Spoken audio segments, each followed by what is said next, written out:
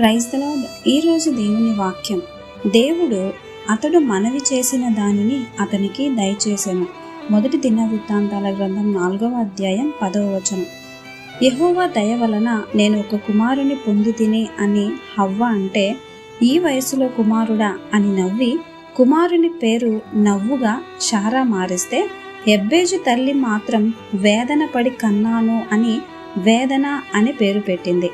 వీళ్ళందరూ వీళ్ళ పరిస్థితులను బట్టి పేర్లు పెట్టిన యబ్బేజు మాత్రం తను పుట్టిన స్థితిని ప్రార్థనతో మార్చుకున్నాడు. ఆ పేరు తనను ఎంత బాధించి ఉంటుందో. యూదా వంశంలో పుట్టి అనగా స్తుతించే వంశంలో పుట్టి తన పుట్టుకే వేదన అని అన్నప్పుడు ఎంత బాధపడి ఉంటాడో కదా.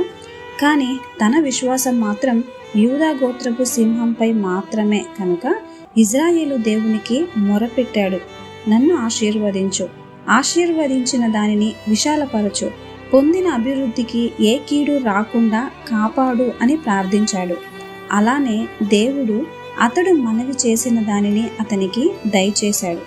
సో మనందరి బ్రతుకులు ఒకేలా ఉండవు, కానీ యబ్బేజులా ప్రార్థిస్తే మన భవిష్యత్తును మార్చగలిగే శక్తి దేవునికి ఉంది.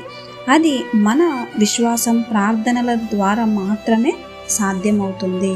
ఆమేన్.